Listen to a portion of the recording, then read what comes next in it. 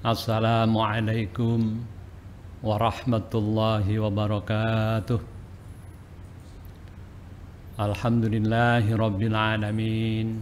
Wassalatu wassalamu ala asrafil anbiya wal mursalin Sayyidina wa maulana Muhammadin wa ala alihi wa ashabihi ajma'in. La khawla wa la quwata illa billahil aliyyil azim. Amma ba'd. Para pemirsa yang berbahagia, hadirin, hadirat yang dimuliakan Allah. Alhamdulillah pada kesempatan yang baik ini saya berkesempatan untuk hadir kembali di dalam rangka mengisi kegiatan Majelis Ulama Indonesia Kabupaten Demak di bulan suci Ramadan pada tahun 1441 Hijriah. Dan alhamdulillah untuk kesempatan hari ini insya Allah kami lanjutkan pembahasan yang terkait dengan buku Mabahis fi Ulumil Quran yang pada kesempatan ini insya Allah akan kami sampaikan tentang ilmu Qasasul Quran. Jadi ilmu ini membicarakan tentang bagaimana Al-Quran memberikan gambaran kepada kita tentang kisah-kisah masa lampau. Sehingga kalau kita secara definitif, Qasasul Quran itu apa? Qasasul Quran adalah khobar-khobar, kisah-kisah, berita-berita Al-Quran tentang keadaan umat yang telah lalu dan kenabian pada masa lalu, keadaan negeri, serta menerangkan jejak kaum purba. Sehingga kalau kita bicara qasas, secara bahasa mempunyai beberapa arti. Jadi qasas bisa berarti mencari jejak. Kemudian yang kedua, qasas juga bisa berarti mengikuti jejak. Kemudian yang ketiga, qasas juga berarti berita yang berurutan. Kemudian yang keempat adalah qasas berarti khobar dan keadaan tertentu. Jadi 4 pengertian secara bahasa ini sering dipakai ketika kita membicarakan Qasasul Quran. Hadirin hadirat yang berbahagia,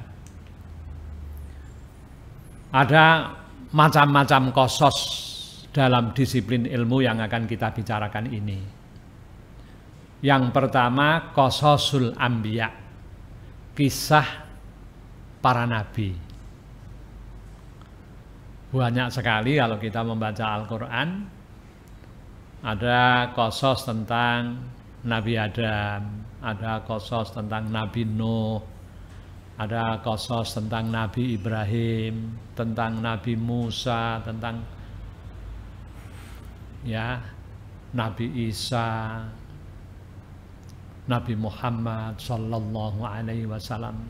Nabi-nabi diterangkan di dalam Al-Qur'anul Karim. Kemudian yang kedua, ada qasas yang berpautan dengan peristiwa yang telah terjadi dan orang-orang yang tidak dapat dipastikan kenabiannya. Seperti qasas Tolut, Jalut, Qabil, Habil, Fir'aun dan kaumnya, Fir'aun dan pasukannya. Kemudian Ahlul Kahfi, kemudian tentang Zulkarnain, Qarun, Dewi Maryam, Ashabus Sabti, Ashabul Fil, Ashabul Ukhdud, dan lain sebagainya. Kemudian yang ketiga, qasas yang berpautan dengan peristiwa di masa Rasulullah Muhammad sallallahu alaihi wasallam. Jadi seperti peperangan Badar, peperangan Uhud, peperangan Hunain, Tabuk, Ahzab, tentang hijrah Rasulullah, tentang Isra Mi'raj Rasulullah. Jadi kalau kita bicara macam-macam qasas, 3 inilah yang sering dibicarakan oleh para ulama. Hadirin yang berbahagia, kalau kita melihat kisah para nabi, mulai Nabi Adam dan lain sebagainya, kita bisa merunut misalnya Nabi Adam.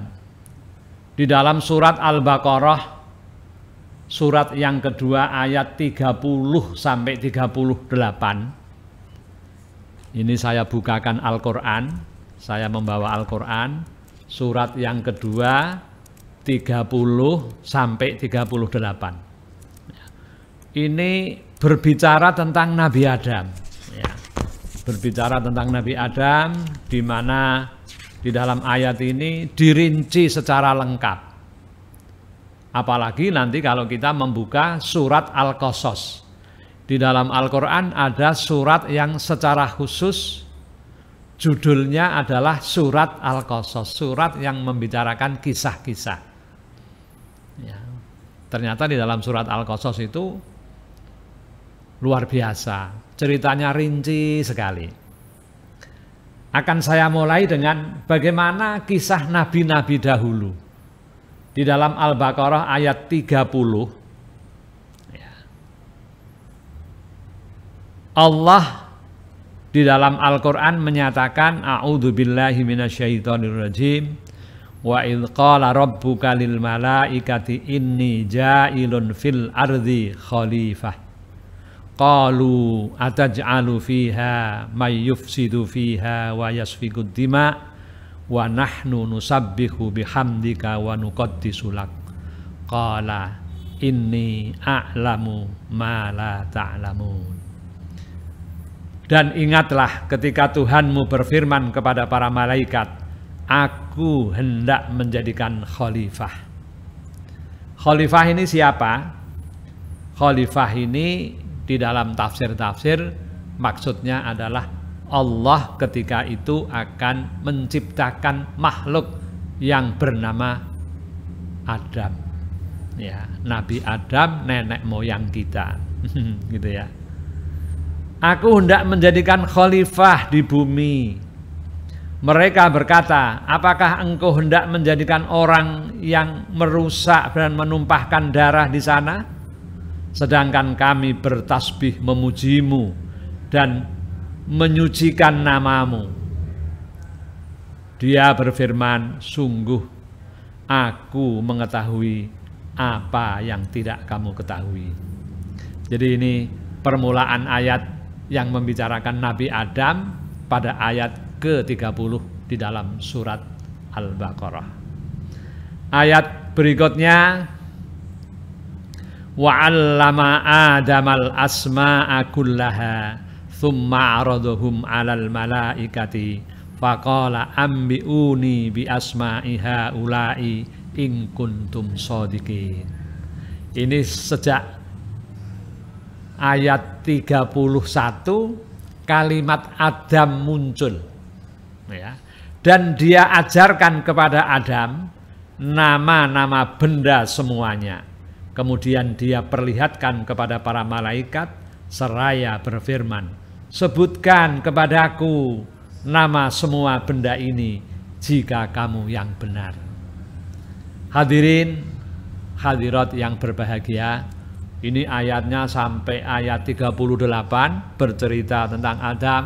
Sampai di situ diceritakan bagaimana Adam diajar oleh Allah menyebut nama-nama. Jadi teringat ketika ngaji tafsir Jalalain, ya, dikatakan di sana tafsir itu bahwa ketika Allah menciptakan Adam ada kata-kata wa'ujinat, ya, ujinat itu di tanah yang dibentuk, ya. Tetapi tentunya Allah tidak seperti manusia. Ketika Allah membentuk dengan kekuasaannya, tidak bisa kita membayangkan seperti tangan kita membentuk tanah berupa bentuk manusia. Tidak bisa seperti itu. Selanjutnya di dalam ayat ini dikatakan bahwa kemudian panjang ceritanya ya, bahwa ternyata Adam diajar oleh Allah. Wa 'allama Adamal asma'a kullaha. Nama-nama itu diajarkan Allah kepada Nabi Adam. Tsumma 'aradahum 'alal malaikah faqala ambiuni bi asma'i haula in kuntum shadiqin. Sebutkan apa yang tadi sudah saya ajarkan kepada Adam. Sebutkan kalau kamu memang termasuk yang shadiqin. Qalu subhanaka la ilma lana illa ma 'allamtana innaka antal alimul hakim. Mereka menjawab, Maha suci Engkau, tidak ada yang kami ketahui selain apa yang telah Engkau ajarkan kepada kami. Sungguh Engkaulah yang maha mengetahui, Engkaulah yang maha bijaksana. Ya, ini cerita Adam. Saya tidak menggambarkan semuanya ayat ini karena nanti kalau kita gambarkan semua di dalam ayat ini akan panjang. Tetapi ini kisah-kisah yang ada di dalam Al-Quran yang tadi saya sebutkan. Yang pertama, pembagian Qasasul Quran adalah kisah tentang nabi-nabi. Kemudian ada kisah tentang Nabi Nuh di dalam surat Hud ayat 25 sampai 49. Jadi cukup panjang ini ceritanya. Ya. Kemudian Nabi Idris tertera di dalam surat Maryam ayat 56 dan ayat 57. Nabi Hud tertera di dalam surat Al-A'raf ayat 65 sampai 72. Nabi Yunus, Nabi Lot, wah ini cerita Lot, kaum Sodomi. Cerita Nabi Musa, ini banyak ini tentang Nabi Musa ini, karena berkaitan dengan Bani Israel. Ya, banyak sekali berbicara Al-Quran tentang Nabi Musa. Kemudian Nabi Harun, Nabi Daud, Nabi Sulaiman, Nabi Ayub, Nabi Ibrahim. Nah ini tentang Nabi Ibrahim juga banyak sekali di dalam ayat-ayat Al-Quran. Jadi kisah para nabi ini tertera di dalam Al-Quran lengkap.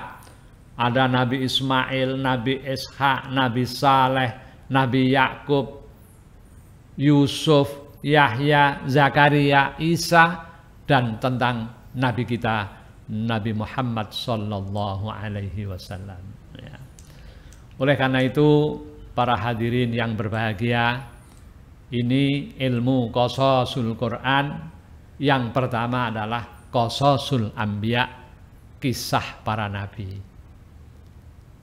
Zaman sekarang ini luar biasa kalau kita mau menengok sejarah di dalam kitab-kitab Qasasul Anbiya ini luar biasa. Artinya apa? Artinya banyak buku yang bercerita yang diambilkan sumbernya ini dari Al-Quran. Oleh karena itu, para hadirin hadirat, ya mari kita belajar sejarah para nabi, walaupun mungkin sudah sering. Jadi itu yang pertama. Yang kedua, saya ulang kembali, qasas yang berpautan dengan peristiwa yang telah terjadi dan orang-orang yang tidak dapat dipastikan kenabiannya. Seperti Tolut, Jalut, Qabil, Habil, Fir'aun. Ini cerita-cerita ini ada di dalam Al-Quran. Jadi memang Al-Quran ini kalau kita rinci yang berkaitan dengan sejarah hidup seseorang, baik nabi atau tidak nabi, sejarah hidup kaum-kaum dahulu, itu luar biasa banyaknya. Ya. Kalau kita bandingkan bagaimana banyak mana ayat-ayat yang berkaitan dengan hukum dan ayat yang berkaitan dengan kisah-kisah, jawabannya ayat yang berkaitan dengan kisah-kisah ini jauh lebih banyak. Ayat-ayat hukum itu hanya sekitar 150 lebih berapa begitu, tetapi kalau kisah-kisah ini sangat banyak.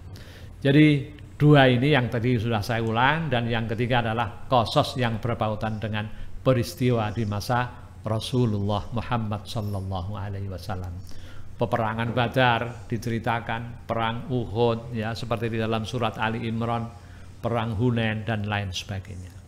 Pertanyaannya adalah apa sih faedahnya Allah mengemukakan qasas ini di dalam Al-Qur'an?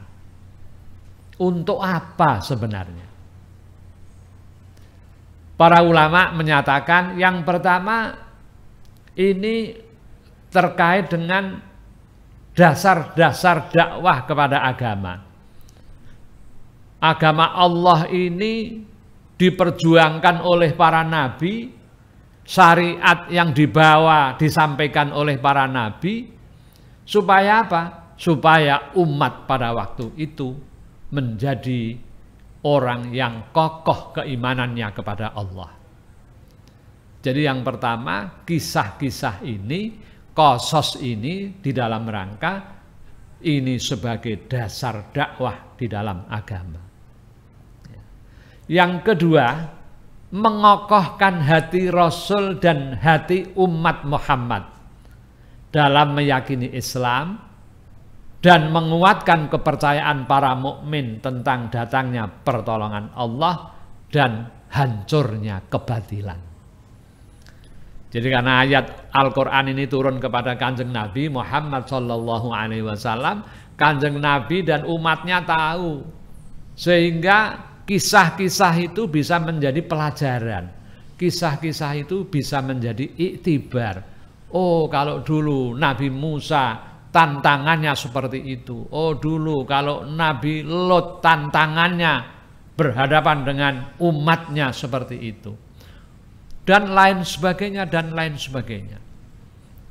Oleh karena itu yang kedua ini mengokohkan hati Rasul dan hati umat Muhammad. Dengan kisah ini kita akan tahu bagaimana tantangannya para umat terdahulu. Ya. Cerita tentang Nabi Nuh, ya sebelum jauh-jauh hari terjadi banjir bandang yang luar biasa. Di dalam cerita dikatakan Nabi Nuh membuat kapal ditertawakan oleh umatnya, oleh rakyatnya. Rakyat mencemooh. Tantangannya bermacam-macam.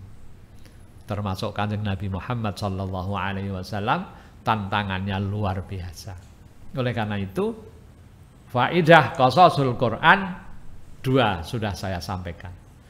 Yang ketiga, faidah qasasul Quran ini mengabadikan kisah-kisah dan usaha mereka para nabi. Ya. Sekaligus dengan demikian kita tahu bahwa para nabi yang diutus oleh Allah adalah benar. Para nabi adalah orang-orang yang kokoh keimanannya, kokoh rasa percaya akan adanya pertolongan Allah itu. Jadi ini faidah qasas yang ketiga. Yang keempat, faedahnya adalah menampakkan kebenaran kerasulan Nabi Muhammad sallallahu alaihi wasallam. Oleh karena itu ketika wahyu turun sampai kepada Rasulullah, kemudian wahyu itu disampaikan kepada para sahabat. Sahabat menghafalkan, kalau mereka tidak tahu bertanya. Sekaligus di dalam ayat yang turun itu ada kisah-kisah. Sehingga umat Muhammad ketika itu, para sahabat ketika itu, lalu dengan iktibar kisah-kisah para nabi dahulu, peristiwa-peristiwa dahulu, menjadi yakin bahwa Muhammad adalah Rasulullah. Muhammad selalu mendapat bimbingan Allah Subhanahu wa ta'ala. Yang kelima,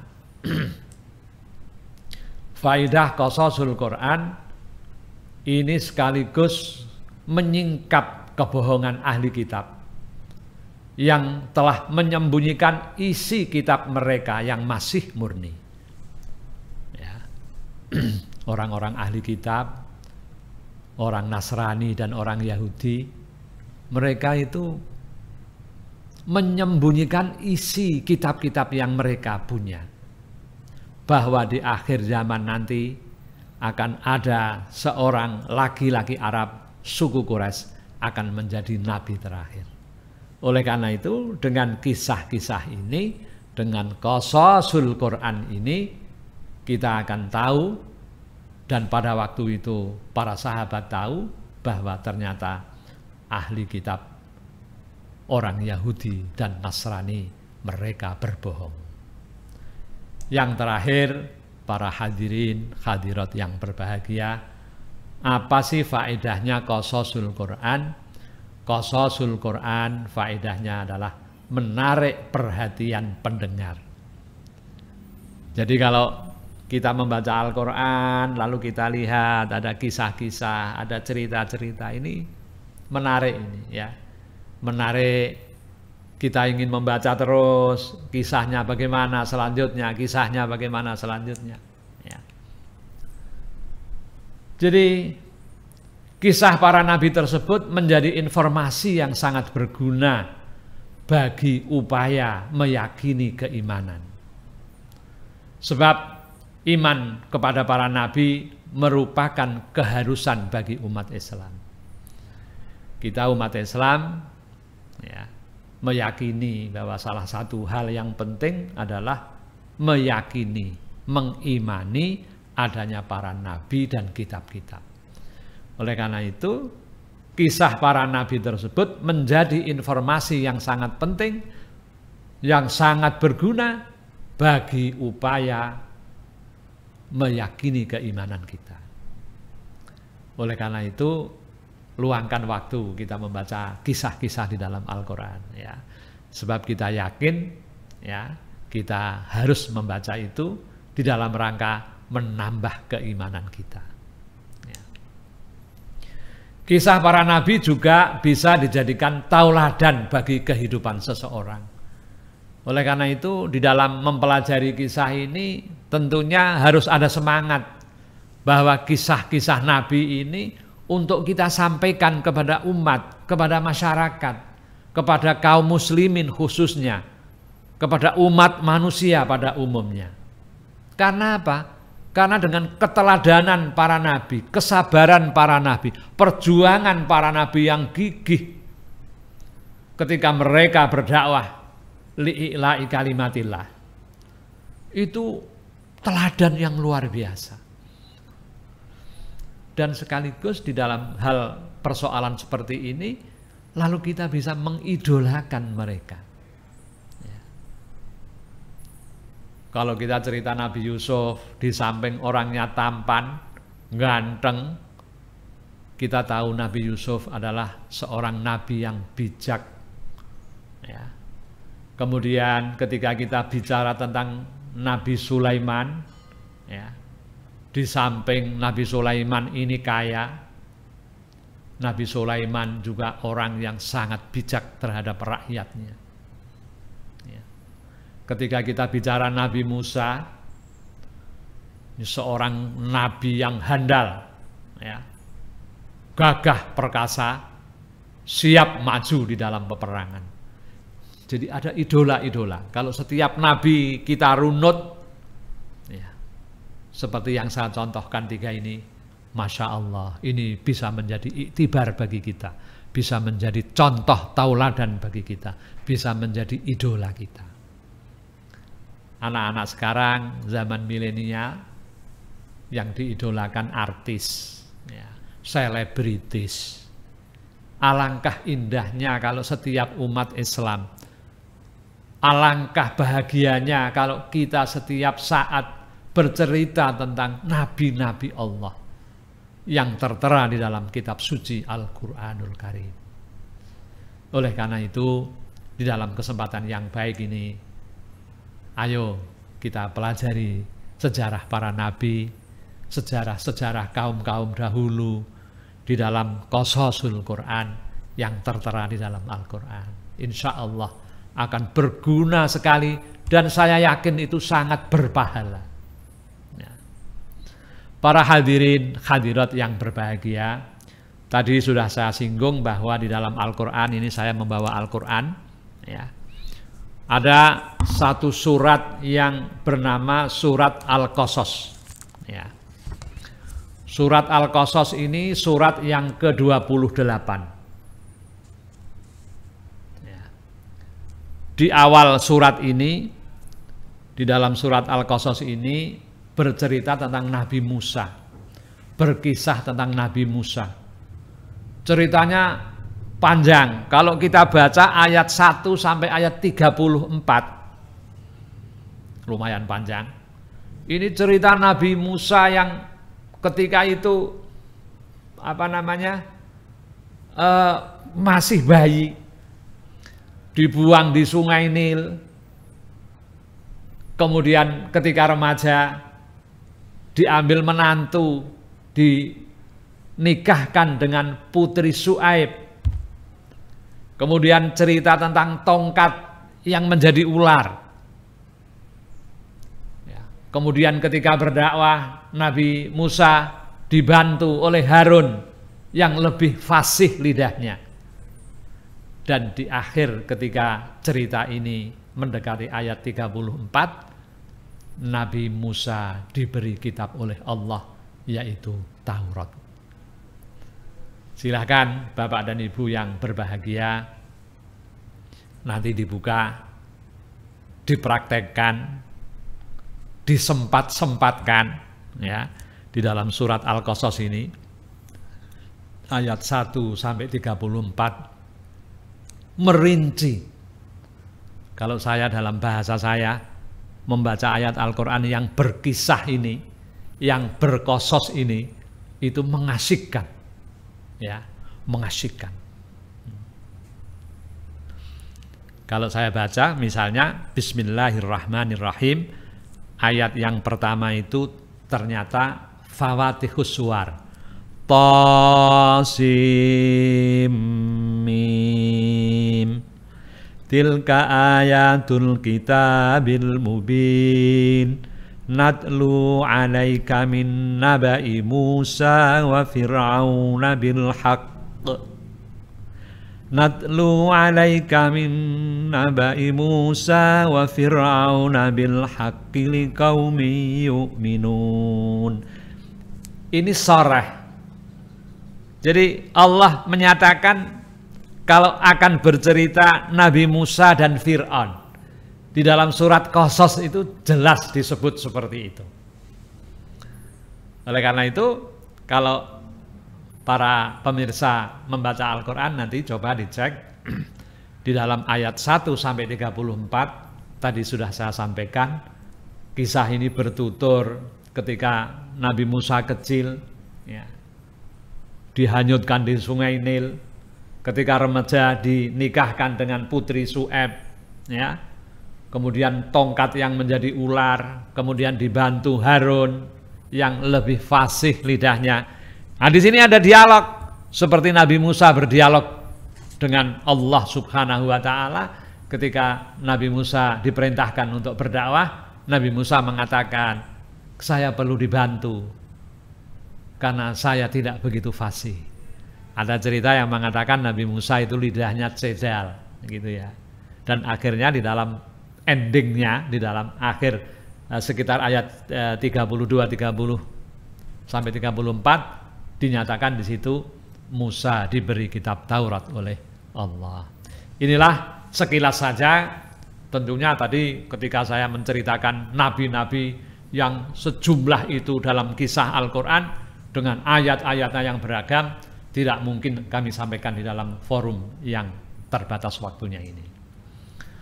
Hadirin yang berbahagia, memang kalau kita mempelajari Al-Quran, ya, kalau di dalam surat Al-Qasas ini tadi sudah saya sampaikan muncul cerita Nabi Musa. Kalau kita membaca di dalam Al-Baqarah surat yang kedua, itu juga tertera kisah tentang Nabi Musa. Ya.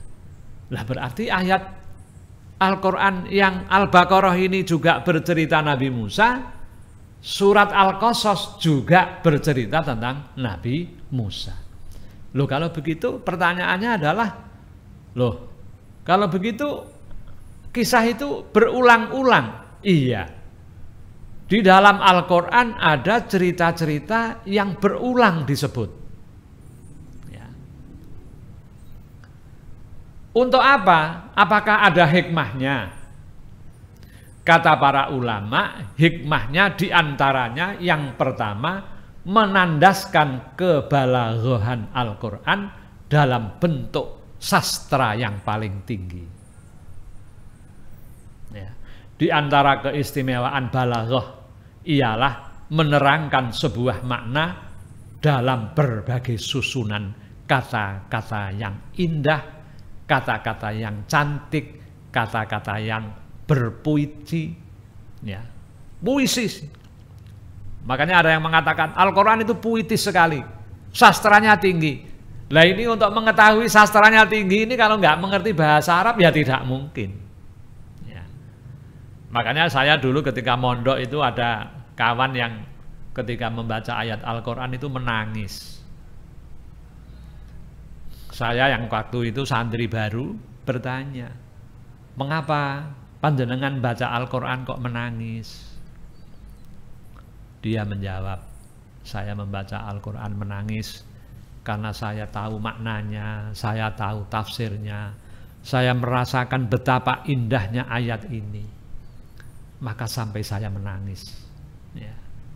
Ayat Al-Quran ada berita gembira, tetapi ayat Al-Quran juga ada berita yang memberikan ancaman kepada orang yang melanggar aturan Tuhan. Orang yang melanggar aturan Allah diancam dengan siksaan yang pedih, siksaan yang dahsyat. Kalau orang membaca, tahu artinya, merasa dirinya dilumuri dosa yang banyak, tentunya akan menangis dia. Oleh karena itu, mari di dalam kesempatan ini kita belajar ayat-ayat suci Al-Quran, kita belajar bahasa Arab, kita belajar terjemah, kita belajar tafsirnya. Supaya firman Allah yang diturunkan kepada Nabi Muhammad ini menjadi betul-betul pedoman dalam hidup kita. Jadi pedoman kita Al-Quran nomor 1. Oleh karena itu, kembali kepada persoalan Qasasul Quran, mengapa kisah-kisah itu diulang-ulang? Hikmahnya yang pertama adalah menandaskan kebalaghahan Al-Quran. Ya. Jadi balaghahnya tinggi, ya. Keindahan bahasanya luar biasa puitis. Kemudian yang kedua, faedahnya kisah dalam Al-Quran diulang-ulang menampakkan kekuatan ijaz. Ya. Jadi Al-Quran ini dalam bahasa Arab, tetapi orang Arab tidak mampu dia membuat seperti Al-Quran. Artinya apa? Kekuatan ijaz itu kekuatan yang melemahkan orang lain. Manusia menjadi lemah ketika dia mencoba meniru seperti ayat Al-Quran. Jadi hikmah yang kedua itu. Kemudian yang ketiga, menekankan perhatian penuh kepada qasas tersebut dan mengulang-ulang adalah sebagai takkid. Takkid itu menekankan. Loh. Jadi kalau tadi saya singgung cerita Nabi Musa di Al-Baqarah ada, kemudian muncul lagi di dalam surat Al-Qasas, itu takkid. Menekankan, ditekankan, supaya apa? Supaya kita ini perhatian. Mengapa cerita Musa kok diulang? Kita perhatian, ada apa? Apa maksudnya Allah mengulang kisah Nabi Musa? Di dalam Al-Baqarah ada, di dalam Qasas ada. Kemudian yang keempat, karena berbeda tujuan. Jadi diulangnya kisah ini di beberapa surat karena Allah mempunyai tujuan-tujuan tertentu, terutama ketika ayat itu diturunkan kepada Kanjeng Nabi Muhammad sallallahu alaihi wasallam. Supaya apa? Supaya umatnya ketika itu, para sahabatnya, masyarakat pada waktu itu ketika turun qasas yang berulang, supaya menjadi perhatian bagi mereka. Karena apa? Allah menurunkan ini karena berbeda tujuannya dengan ketika menceritakan yang awal ketika diterima wahyu melalui malaikat Jibril tersebut. Oleh karena itu, para hadirin hadirat, luar biasa kalau kita bicara tentang qasasul Quran.